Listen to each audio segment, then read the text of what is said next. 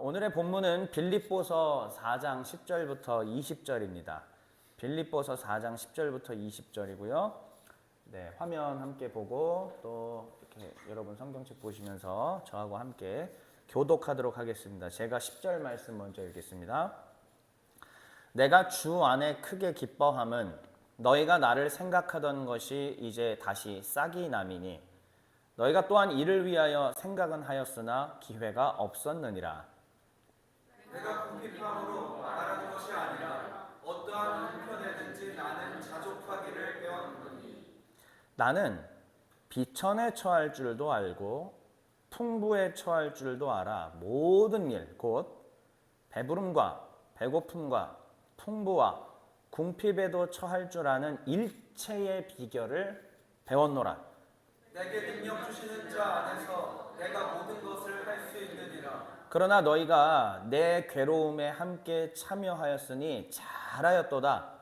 빌립보 사람들아, 너희도 알거니와 복음의 시초에 내가 마게도냐를 떠날 때 주고받는 내 일에 참여한 교회가 너희 외에 아무도 없었느니라.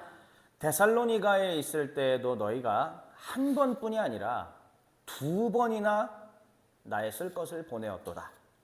내가 선물을 구함이 아니요 오직 너희에게 유익하도록 풍성한 열매를 구함이라. 내게는 모든 것이 있고 또 풍부한지라. 에바브로디도 편에 너희가 준 것을 받음으로 내가 풍족하니 이는 받으실 만한 향기로운 제물이요 하나님을 기쁘시게 한 것이라.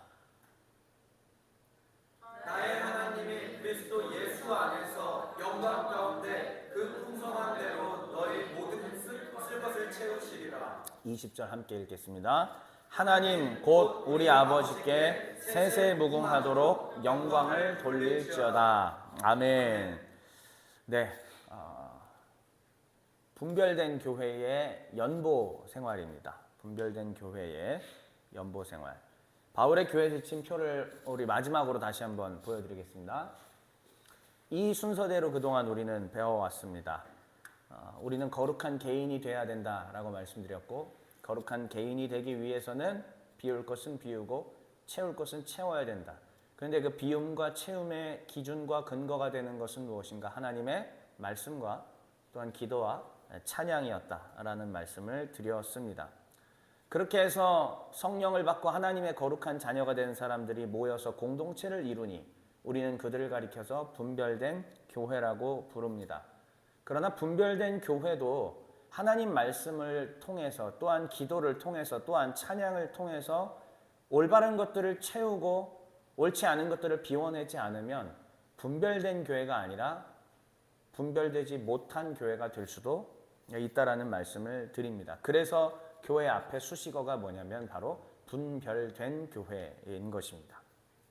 우리는 분별된 교회의 가장 중요한 정체성이 무엇인가? 한몸 정신이다라는 것을 배웠습니다. 그리고 그 한몸을 유지하기 위해서 우리는 어떻게 해야 하는가? 첫째로 올바른 직분자들을 세워야 된다. 아무나 세우면 반드시 꽤 긴 시간 동안 교회가 피해를 입게 된다라는 사실들을 또 말씀을 드렸습니다. 그리고 이 교회가 분별된 교회로서 한 몸을 유지하기 위해서는 감추어진 지혜인 십자가의 정신으로 돌아가 자기를 드러내지 않고 오히려 자기를 하나님 앞에 드릴 수 있는 그 그리스도의 십자가 정신으로 우리가 가야 한다라는 말씀을 또한 드렸고요. 그리고 지난 시간에 그 끝판 왕이라고 제가 지칭했던 권리 포기, 공자기, 자신을 비우다라는 이야기를 했습니다. 결국 케노시스, 자기를 비우지 않고서는 성경의 원래의 뜻대로 우리가 따라갈 수가 없고 그렇다면 분별된 교회가 될 수 없다는 것이 너무나 자명하기 때문인 것입니다. 그리고 이제 우리 오늘 바로 연보 생활. 이 연보 생활은 바로 한 몸을 유지하는 데 있어서 정말로 마지막 중요한 우리의 기준이 됩니다. 그래서 저는 이것을 어떻게 한자어로 표현을 했냐면 명진심, 밝을 명이죠. 밝히라. 무엇을? 진심을 드러내라. 그러니까 신앙의 진심인지 아닌지, 한 몸인 것을 진짜로 생각하는지 아닌지는 어디에서 드러난다? 연보 생활에서 드러난다라는 말씀을 드립니다. 그래서 이 표가 제가 만든 표라기보단 이미 바울 사도께서 다 가르쳐 주신 내용을 그냥 정리했을 뿐이다 라는 것을 여러분들께 말씀을 드립니다. 그래서 우리는 지난 시간에 바로 케노시스에 대한 하나만 사라졌어야 되는데 두 개가 사라진 것 같아요. 아무튼 케노시스에 대한 얘기들을 이제 저희가 하게 됐고요. 제가 지우라고 한 게 사실 지운 게 아니었어야 했네요. 네, 죄송합니다. 네. 이거 지워졌다는 얘기는 우리에게 듣지 말라는 또 하나님의 뜻으로 그냥 말로만 할게요. 케노시스. 네, 케노시스 저 얘기했고 유지식자, 무지식자 얘기했었죠. 네. 그다음에 분별된 교회의 권리 포기는 결국 우리의 삶의 현장인 가정과 교회에서 케노시스를 실천하라. 바울처럼 멋있게 순교하려는 막 그런 자리에서만 내가 주님께 다 나를 순교하고 드리겠습니다가 아니라 가정과 교회의 자리에서 순교의 각오로 케노시스를 실천하자라는 얘기까지 저희가 드렸고요. 이제 오늘 마지막 이야기입니다. 오늘은 이렇게 얘기를 한번 해보려고 해요. 운명 공동체란 무엇인지 한번 같이 생각을 해보고, 둘째로 운명 공동체와 헌금은 어떤 관계인지 또 한번 생각을 해보고, 그리고 우리가 방금 읽은 빌립보서 4장의 말씀을 함께 나누겠습니다. 그리고 총정리하며 분별된 교회는 어떻게 연보 생활을 해야 하는가에 대해서 마지막으로 이야기하고, 드디어 이 장장 8개월 동안 진행됐던 우리 종의 정신을 이렇게 마무리 짓도록 하겠습니다. 그러면 운명 공동체 이야기를 좀 해볼게요. 제가 교회를 처음 우리가 개척하고 세울 때에 여기 앞에 앉아 계신 분하고 저하고 운명 공동체라는 이 표현을 참 많이 했습니다. 그러니까 교회는 어때야 하는가, 또 우리는 어떻게 해야 되는가라는 그런 얘기들을 했을 때 결국은 운명 공동체 의식과 정신이 있지 않고서는 교회는 흐트러질 수밖에 없다라는 이야기를 했어요. 자, 그렇다면은 여러분, 운명 공동체란 사전적 정의가 있습니다. 도대체 사전적 정의는 뭘까? 첫 번째, 두 번째 동시에 그냥 다 한 번에 쭉 읽을게요. 한번 같이 읽어봅시다. 시작. 생사나 존망에 관한 처지를 같이 하는 집단 또는 사회, 생활이나 행동 또는 목적 따위를 같이 하는 집단. 생사입니다, 여러분. 생과 사예요. 삶과 죽음을 함께한다. 존망, 존재하느냐, 망해서 사라지느냐, 존폐의 위기도 함께하는 집단과 사회. 즉 쉽게 얘기하자면은요, 같은 처지의 사람들이란 뜻이에요. 그리고 같은 처지인데 같은 처지이면서도 동시에 한 몸으로 돼 있어서 이 사람이 밥을 굶으면 나도 밥을 굶어야 되는 상황인 것이죠. 이 사람이 밥을 굶고 있는데 나만 먹고 있다. 이건 사실 가족일까요? 아니죠. 가족이라 하면 똑같이 가난하고 먹을 게 없는 상황일 때 요만큼의 식량이 생기면 아무리 많은 대가족이라 할지라도 나눠 먹는 게 가족이겠죠. 생활이나 행동과 그 목적마저도 함께 하는 것이 운명 공동체입니다. 이 대표적인 운명 공동체가 우리 주변에 다 아는 게 있어요. 가장 대표적인 운명 공동체는 뭐냐면 가정이에요. 가정. 만약에 우리 정 형제가 굶고 있는데 어머니께서 혼자만 밥을 드신다면 기분이 어떨 것 같아요? 난 벌써 일주일째 굶었어. 그럴 분이 아니시죠? 그렇죠? 이유는 뭐죠? 운명 공동체니까. 내 배에서 난 내 아들이잖아요. 그러니까 내 아들이 굶고 있는 모습을 볼 수가 없다는 뜻이죠. 그러니까는 대표적인 운명 공동체는 가족입니다. 가족. 가족만큼 끈끈한 건 없죠. 그래서 요즘에 여러분 유튜브 보실 때 유튜브 프리미엄 가입자들은 뭐 모르시겠지만은 광고에 계속 그 스위첸 광고, 혹시 KCC 스위첸 광고 보셨어요? 요즘에 굉장히 인기가, 너무 인기가 있어가지고 신문 기사로도 나왔습니다. 그 광고를 다루는 내용이. 처음에는 부부로 시작했는데 아이가 태어나면서 갑자기 신문명, 문명의 충돌이라는 표현이 얼마나 웃긴지 진짜. 네. 그래서 문명의 충돌이 일어나고 그런데 행복해요라는 그 탤런트 김남희 씨, 김남희 씨의 그 내용이 너무나 재밌고 또 많은 사람들의 심금을 울리는 정말 잘 만든 광고인 듯합니다. 그게 바로 대표적인 운명 공동체이죠. 아기 분유를 몰래 좀 먹기도 하고 아기가 먹어야 되는 분유를 아빠가 먹기도 하고 또 애가 이렇게 기저귀 갈아주고 있는데 또 아빠 얼굴에다 오줌도 좀 싸고 이러한 그런 거를 좌충우돌을 겪으면서 함께하는 게 바로 운명 공동체잖아요. 그래서 운명 공동체와 재정 이렇게 얘기해 볼게요. 운명 공동체는 내 것, 네 것을 따지지 않습니다. 우리가 이것을 공산주의를 말하는 건 아니잖아요. 가족끼리 무슨 공산주의예요? 아니죠? 네. 운명 공동체는 정말 우리는 하나이기 때문에 한 몸이기 때문에 내가 배고프면 너도 배고픈 거고 또 내가 음식이 생기면은 이걸 다 먹으면은 나 혼자는 만족이 되겠지만은 굶고 있는 내 가족을 위해서 난 나눠줄 수 있다. 이게 가족이고 운명 공동체다라는 것이죠. 운명 공동체는 모두의 안녕을 위해서 또한 자신을 기꺼이 희생합니다. 우리의 부모님들이 왜 그동안 열심히 일하고 돈을 버셨을까요? 돈을 벌어서 모든 걸 다 내가 누리려고? 아니잖아요. 자식에게 먹이고 입히고 자식을 교육시켜서 자식이 이 사회 속에서 정말 멋진 사람으로 서게 하기 위해서 그런 것들을 하지 않았습니까? 또한 우리는 왜 늙으신 부모님을 또 보필하고 있죠? 운명 공동체이기 때문입니다. 결국은 똑같은 거예요. 한 가족이다라는 말씀입니다. 자, 그렇다면은 이게 운명 공동체인데 여러분 교회는 과연 어떤 공동체인가 한번 생각해 보셨어요? 이 얘기를 하니까 당연히 교회는 무슨 공동체다? 운명 공동체다라는 걸 말하기 위함입니다. 교회는 생사와 존망, 생활과 행동, 목적을 함께하는 같은 처지에 있는 같은 하나님과 같은 주님을 모시면서 기쁨과 즐거움과 고통과 아픔도 함께하는 그러한 집단이 원래 교회입니다.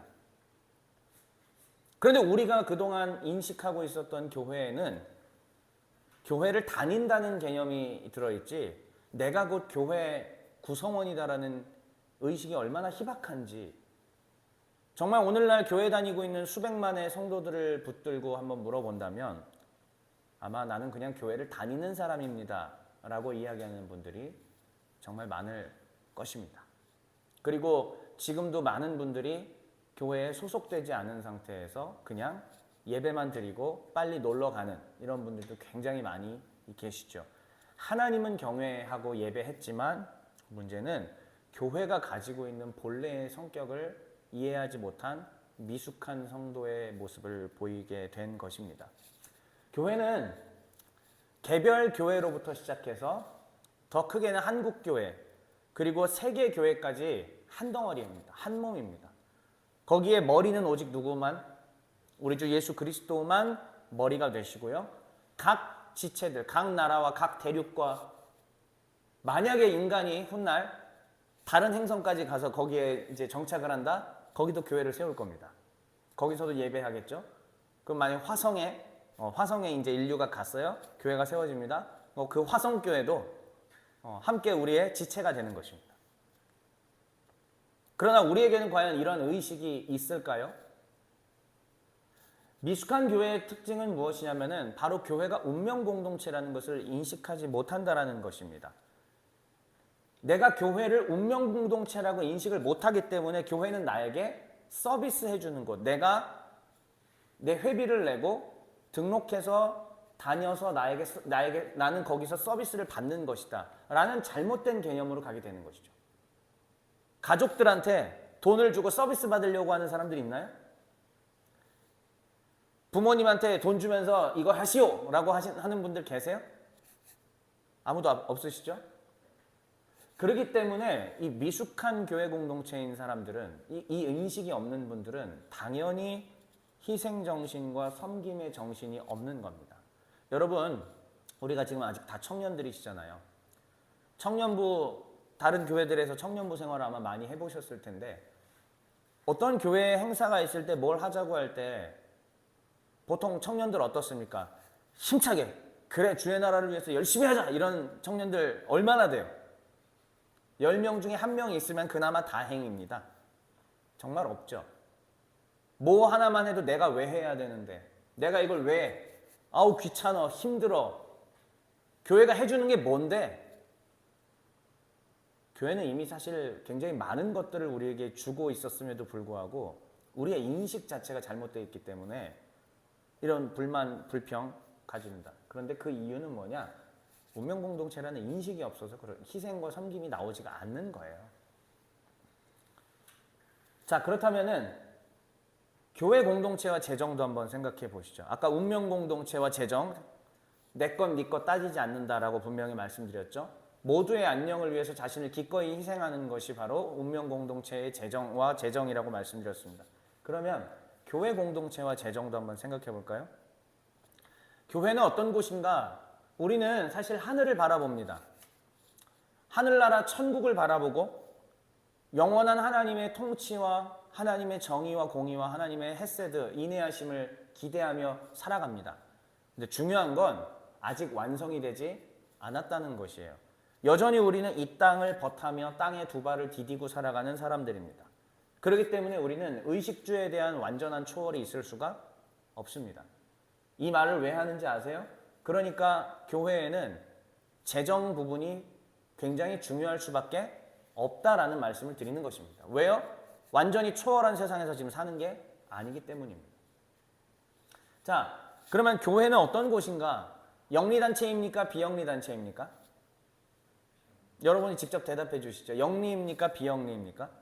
비영리죠. 비영리, 영리를 추구하지 않는다라는 말씀입니다. 그러니까는 교회는 기업이 아니기 때문에 교회가 무슨 물건을 생산해서 판매를 하면서 소득을 얻는 그러한 곳이 아니라는 말씀이죠. 교회 자체로 소득이 발생하지 않습니다. 그렇기 때문에 교회는 어떻게 운영이 되느냐? 구성원들의 자발적인 모금을 통해서 운영될 수밖에 없습니다.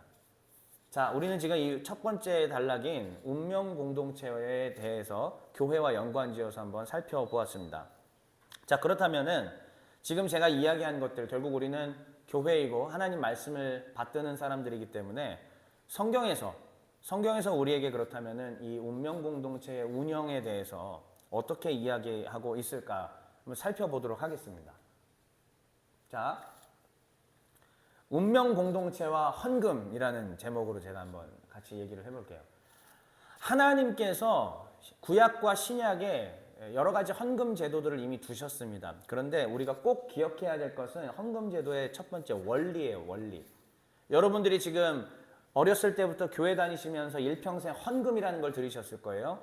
교회 학교를 거쳐오신 분들은 엄마가 꼭 100원, 500원 아니면 1000원 손에 쥐어주면서 어떻게든 헌금을 드렸을 것입니다. 중간에 가다가 여러분들이 사기를 쳐먹은 적이 있을지도 모르겠지만 어쨌든 헌금이란 행위는 꾸준하게 해오고 있습니다.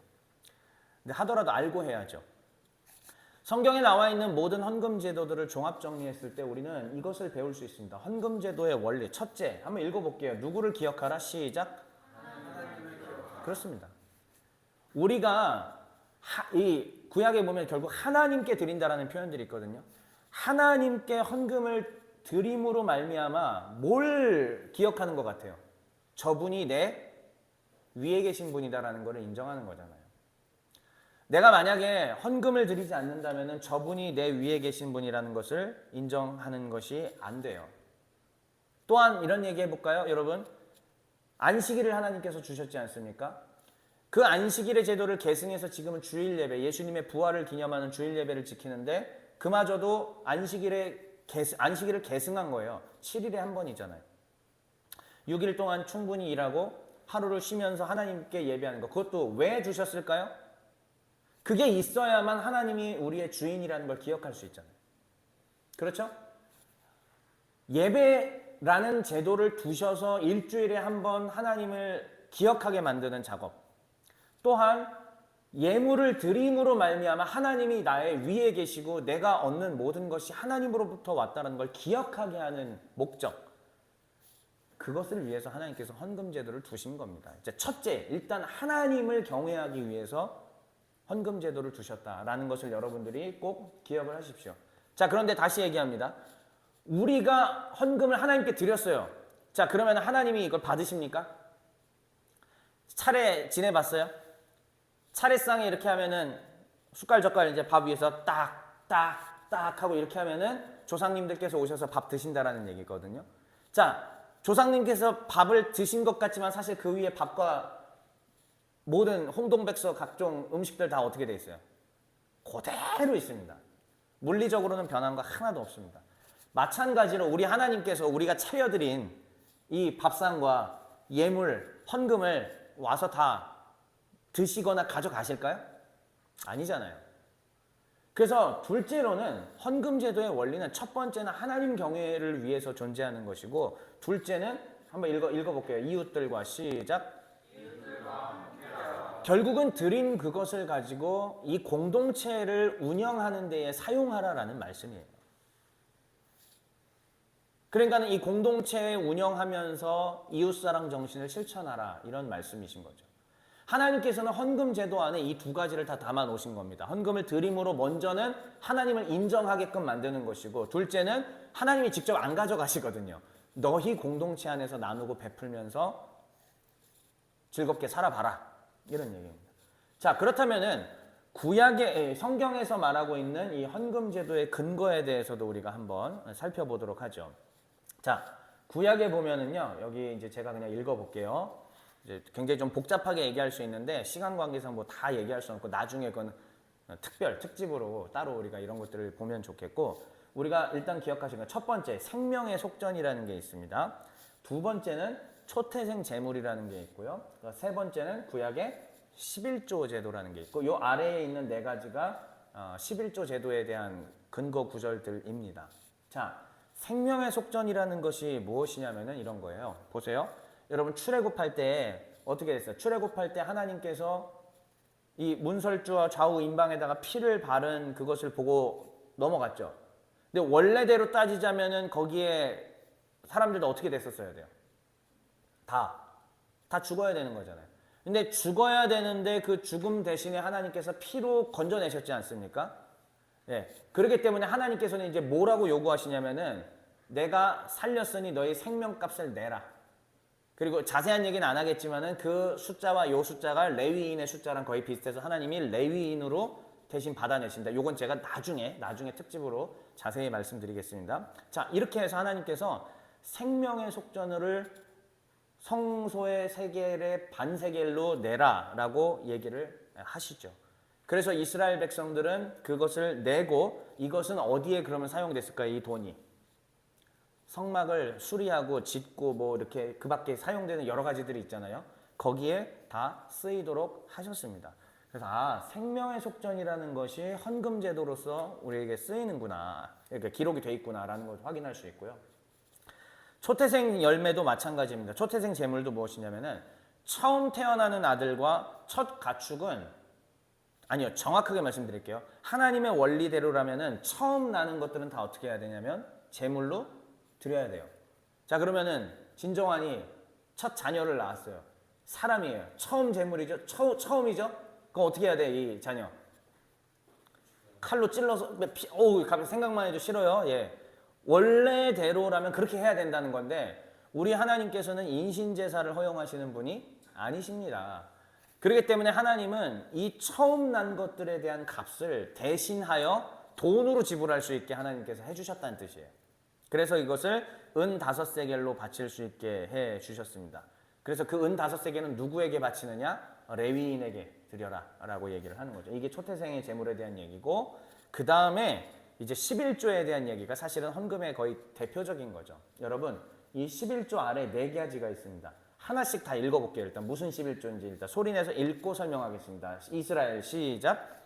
이스라엘 11조, 레위인의 11조, 잔치로서 11조, 구제로서 11조. 그렇습니다. 저희가 11조라는 것을 우리 교회는 지금 안 드리고 있습니다. 제가 11조라는 것은 안 한다고 말씀을 드렸는데, 일단 구약에서는 이 11조라는 제도가 있었어요. 11조라는 제도가 어떻게 되냐? 첫 번째, 이스라엘 11조는 뭐냐? 이스라엘 백성들이 자기의 땅의 소산과 또 가축의 소산 중에 10분의 1을 어떻게 해라? 10분의 1을 드려라라는 얘기입니다. 자, 그러면은 여기서 드린 이 이스라엘 백성들의 11조는 누구에게 갔냐면 레위인에게 가요. 왜냐하면 레위인에게는 하나님께서 특별히 기업을 주시지 않았기 때문입니다. 땅을 주시지 않았기 때문입니다. 레위인은 스스로 먹고 살 수 있는 방법이 없어요. 온전히 성전에서 짐승 잡아서 제물 드리고 이 작업만 해야 됩니다. 그러니까 생산력이 없는 사람들입니다. 생산력이 없기 때문에 레위인들은 먹고 살 길이 없고 그래서 이스라엘 백성들이 자신의 소득의 10분의 1을 바쳐서 그것으로 먹고 살 수 있게 만들어주라라는 이야기죠. 그런데 두 번째 보면은 레위인의 11조가 있어요. 자, 그러면 레위인들이 백성들로부터 10분의 1을 받았잖아요. 이제 이것으로 자신들은 소득을 삼아서 먹고 사는 겁니다. 그런데 레위인은 그럼 받고 끝나냐? 그럴 수 없어요. 레위인도 그 받은 것 중에서 10분의 1을 또 드려야 됩니다. 드리면은 첫째는 누가? 하나님이 받으시는 거지만 하나님이 가져가세요? 아니잖아요. 그러면은 그 10분의 1은 누가 사용하느냐? 레위인들 안에서도 더 위에 가장 상위 계층 가운데 있는 사람들이 계시죠. 누구죠? 제사를 직접 집례하는 제사장이에요. 제사장. 그러니까 레위인들은 제사장이 제사 지내는데 그 밖에 돕는 일들을 했던 거고 제사장은 굉장히 더 소수죠. 그러니까 레위인의 10분의 1의 11조를 제사장들이 사용하게끔 한 게 바로 레위인의 11조예요. 자, 그 다음에 잔치로서 11조라는 것은 또한 무엇이냐면은 이스라엘 백성들이 이 예루살렘 성전에 가서 하나님 앞에 예물을 드려야 되는데 이 땅에서 얻은 소산이랑 이거를 수레에 끌고 짐승 들고 가다 보면 힘들잖아요. 그래서 하나님 허락을 해주셨습니다. 돈으로 바꿔서 돈을 들고 와서 그러면 예루살렘에 와서 그 11조는 어떻게 그 돈은 어떻게 하냐? 그 자리에서 짐승이랑 포도주나 이런 걸로 다 다시 구매해라. 그리고 재밌는 건 이걸 이웃과 여기서 정확히 이웃은 이제 그 가족들과 그 다음에 함께 이스라엘 백성들하고 어떻게 해라? 잔치를 벌여라는 얘기예요. 함께 먹고 마실 수 있게 허락하셨는데 이거는 1년차, 2년차 때까지 이렇게. 그럼 이 중에서 3년차, 세 번째, 3년차 때는 그 똑같이 지금 이 내용을 앞에 말한 이 내용을 그 다음에는 3년차 때는 그것을 모아서 잔치를 벌이는 데 쓰지 말고 가난한 자들, 나그네, 고아, 과부 이런 사람들을 위해서 사용하라. 3년에 한 번 이렇게 하라라는 것이 바로 구제로서의 11조입니다. 자, 그러면 여기서 우리가 지금 헌금 제도의 구약의 근거들을 좀 살펴봤는데 하나님께서는 지금 이 안에서 우리에게 뭘 가르쳐 주시는 거죠? 첫째, 하나님을 기억하라라는 게 헌금 제도를 통해 들어있고 둘째, 이웃을 사랑하라는 게 이 안에 들어있는 거예요. 그 이웃을 사랑하라는 범위에는 온전히 예배드리는 것을 전담해서 하고 있는 제사장들과 레위인들에 대한 사랑 그리고 이스라엘의 밖에 있는 그런 사람들까지도 사랑으로 품으라는 것이 이 안에 들어있는 것이죠. 헌금 제도의 바로 근거입니다. 자, 신약에서는요. 그런데 11조 제도라는 것들은 복음서에 이제 바리새인들 얘기하는 것 빼고는 나오지 않아요. 더 이상 교회 시대에는. 교회 시대에서는 더 이상 11조라는 개념이 등장하지 않고 예루살렘 교회가 대기근을 맞이해서 굶어 죽어가고 있어요. 그래서 바울이 어떻게 돌아다니면서 유럽에서 헌금 받아서 그것을 예루살렘 교회의 백성들 굶어 죽지 않게 돕는 일들을 썼습니다. 이걸 가리켜서 우리는 연보라고 얘기를 해요. 또한 사역자들을 위한 옥바라지를 위해서 헌금했던 것들이 있습니다. 오늘 우리가 읽은 본문인 바로 빌립보 교회가 바울의 감옥 생활을 위해서 어떻게 했느냐? 먹을 것과 입을 것들을 대주었다는 얘기예요. 온전히 사역을 하는 사역자들을 위해서 그렇게 했다라는 이야기입니다. 자, 그러면 헌금의 종류가 또 있습니다. 헌금의 종류는 이제 지금까지 살핀 거를 좀 정리해서 정기 헌금이 있었던 것이고 특수 헌금이 있었습니다.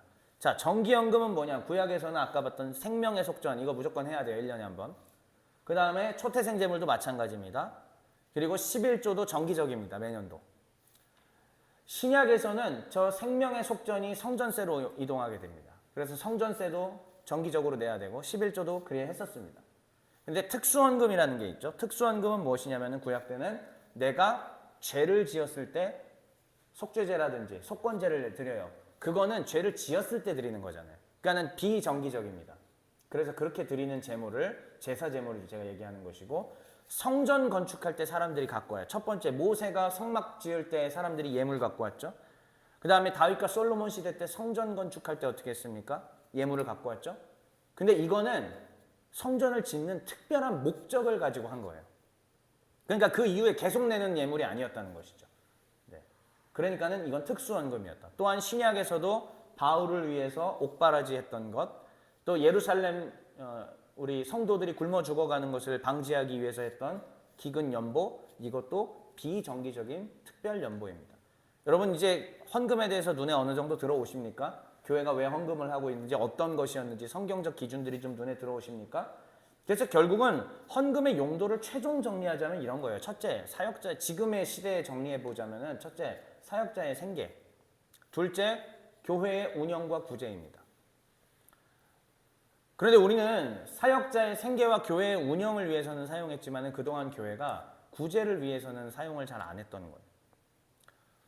왜냐하면 사실은 교회가 운영하는 것만 해도 바쁘기 때문이었지만, 근데 그럼에도 불구하고 생각을 해볼 필요는 있습니다. 정말 교회가 재정이 없어서 구제를 하지 않았던 것인지, 그리고 또 여기서의 구제는 신자들을 위한 구제만 하는 것인가, 아니면 비신자들을 위한 구제까지 하는 것인가. 교회가 사실은 비신자들을 위한 구제까지 가야 되는 것이 원래 성경의 정신입니다. 자, 그러면 이것을 통해서 이제 우리가 성경 본문을 좀 보면서 바울이 어떻게 빌립보 교회와 함께 운명 공동체 정신을 갖고 있었는지 한번 우리가 본문을 통해서 한번 볼게요. 10절 말씀 여러분 한번 읽어볼게요. 시작. 내가 주 안에서 크게 기뻐함은 너희가 나를 생각하던 것이 이제 다시 싹이 나니니 너희가 또한 이를 위하여 생각은 하였으나 기회가 없었느니라. 바울이 빌립보 교회를 칭찬합니다. 그리고 자기 자신이 기쁘다고 이야기합니다. 왜냐하면은 바울 자신을 위해서 생각했던 것이 다시 싹이 났대요. 그러니까는 잠시 동안 바울을 생각했던 것이 어떻게 됐었다? 중단됐었다라는 얘기입니다. 근데 다시 싹이 났대요. 쉽게 얘기하면 빌립보 교회가 과거부터 그래도 바울을 제법 후원을 많이 했어요. 그런데 어느 순간부터 바울을 향한 빌립보 교회의 후원이 어떻게 됐다? 네, 끊겼다는 겁니다. 그런데 다시 후원이 시작돼서 누군가가 그걸 들고 왔겠죠? 감옥으로. 얼마나 기뻤겠어요. 정말 얼마나 기뻤겠습니까? 그래서 이 빌립보 교회에 후원이 재개된 것에 대해서 바울이 기쁘다라고 얘기를 하는데, 근데 자 이제 바로 넘어가죠. 11절, 12절, 13절 한번 읽어보겠습니다. 시작. 내가 궁핍함으로 말하는 것이 아니니라. 어떠한 형편에든지 나는 자족하기를 배웠노니 나는 비천에 처할 줄도 알고 풍부에 처할 줄도 알아. 모든 일 곧 배부름과 배고픔과 풍부와 궁핍에도 처할 줄 아는 일체의 비결을 배웠노라. 내게 능력 주시는 자 안에서 내가 모든 것을 할 수 있느니라. 우리가 다 암송하는 정말 유명한 구절인데요. 대표적으로 본문의 문맥을 잘못 이해하면서 암송한 구절 중에 하나이기도 하죠. 그런데 여기를 이제 보면은 바울이 내가 왜 기쁜지 설명을 합니다. 내가 기쁜 이유는 너희가 다시 후원을 해줘서 이젠 좀 먹고 살만하겠지, 아싸 기쁘다 가 아니다 라고 얘기를 하는 거예요. 바울은 이 11절부터 13절을 통해서 지금 뭘 말하고자 하는 거냐면, 나는 이미 물질에 대해서 초월했다.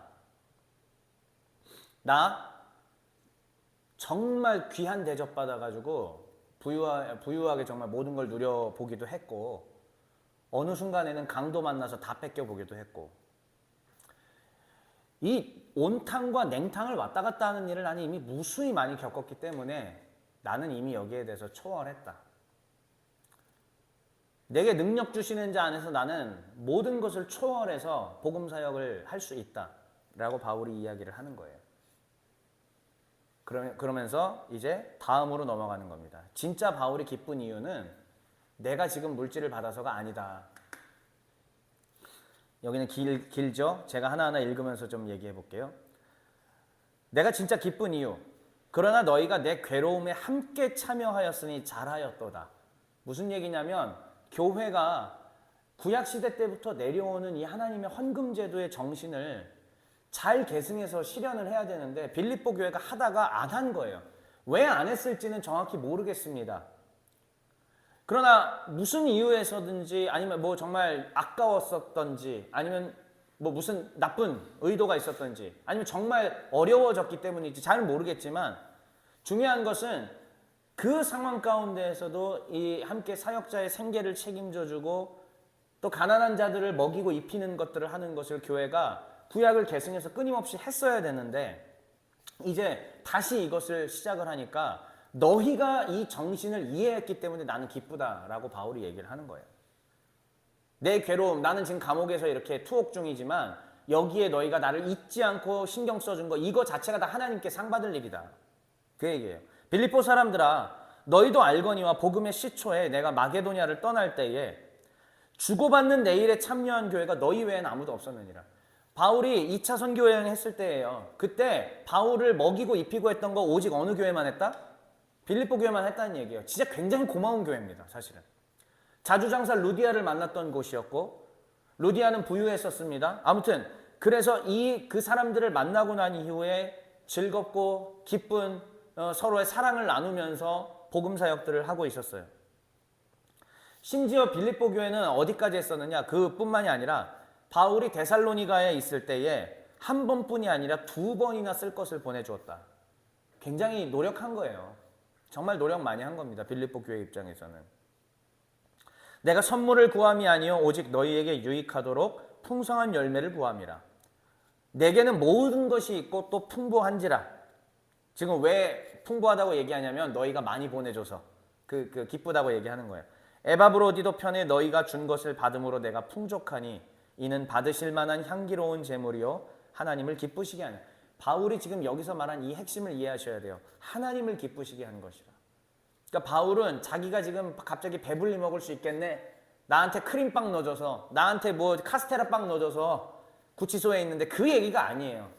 이들이 하나님의 나라의 정신을 이해하고 나누고 베푸는 헌금제도의 정신을 이해했다라는 것, 그것이 너무 기뻐서 바울이 이 얘기를 하는 겁니다. 자, 바울의 기쁨의 이유, 그러니까 뭐예요? 이게 너희의 유익이기 때문에, 너희가 하나님 말씀대로 했기 때문에 이제 하나님의 상급이 너희에게 임할 것이다. 그 얘기를 하는 겁니다. 자, 그러면서 이렇게 얘기하는 거예요. 19절, 20절 한번 같이 읽어볼게요. 시작. 나의 하나님이 그리스도 예수 안에서 영광 가운데 그 풍성한 대로 너희 모든 쓸 것을 채우시리라. 하나님 곧 우리 아버지께 세세무궁하도록 영광을 돌릴지어다. 아멘. 아멘. 하나님이 그리스도 예수 안에서 영광 가운데 풍성한 대로 너희 모든 쓸 것을 채우시리라. 축복의 선언입니다. 그리고 하나님께 영광을 돌리죠. 바울의 기쁨의 이유입니다. 성숙해진 이 빌립보 교회를 보면서 앞으로 빌립보 교회는 걱정이 없다. 빌립보 교회는 잘 세워지겠네. 정말 이들이 명진심이라고 제가 표현했었죠. 아까 맨 처음에 진심을 보였잖아요. 아, 이들은 하나님 나라가 뭔지를 이해했고 정말 실제적으로 사랑하고 나누고 베푸는 것이, 케노시스 하는 것이 무엇인지 이 예물을 통해서, 이 재정을 통해서 이들이 증명했다.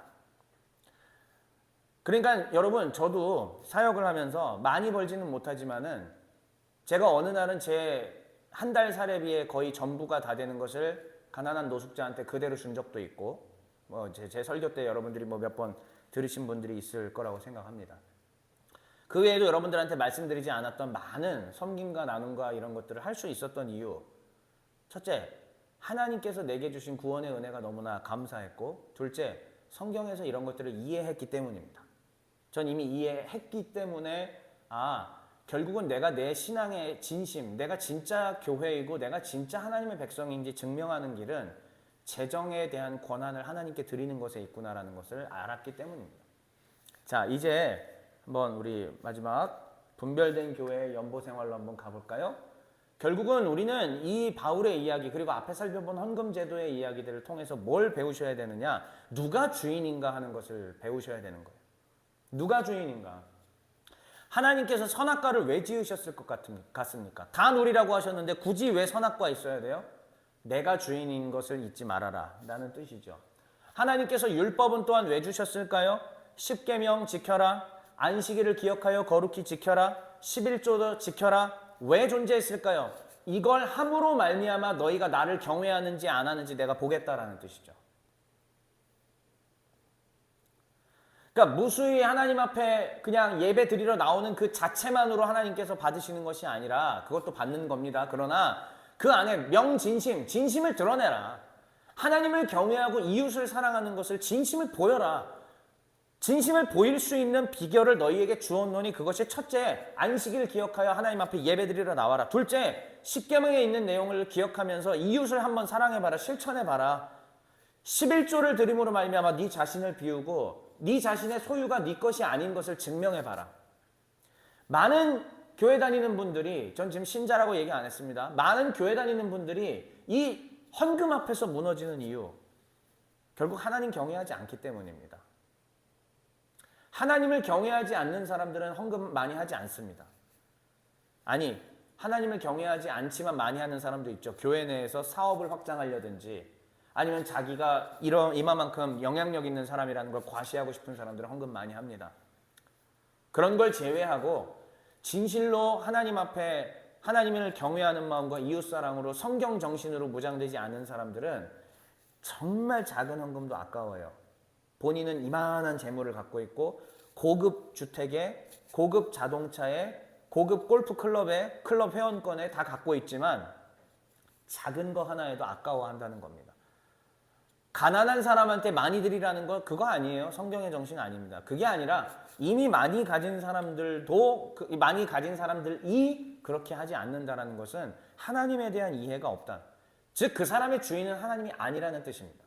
결국은 이것은 우리에게 뭘 가르쳐 주느냐. 분별된 교회는 누가 재정의 주인인지 기억하라. 분별된 교회는 누가 재정의 주인인지 기억하면서 헌금 생활, 연보 생활을 하라라는 말씀입니다. 우리가 재물을 하나님 앞에 예물을 드릴 때에도 이 의식이 없으면은 다 실패하는 거예요. 하나님이 나의 주인이십니다라는 의식을 갖고 예물을 드리지 않으면 예물 드리는 것도 액수가 얼마일지 다 의미 없어지는 겁니다. 자, 그러면서 두 번째, 결국은 한 몸 정신 안에서 이루라는 겁니다. 하나님을 기억했다면 그 다음에는 한 몸, 교회는 하나의 몸이구나, 운명 공동체구나. 교회 구성원이 굶고 있으면 나도 굶어야 하고, 교회 구성원이 배불리 먹고 있으면 나도 함께 배불리 먹을 수 있어야 되고, 이게 바로 운명 공동체인 것이죠. 여러분, 우리 종회교회 헌금 분류체계 기억하십니까? 뭐 있죠? 일반, 그 다음 목적, 부재.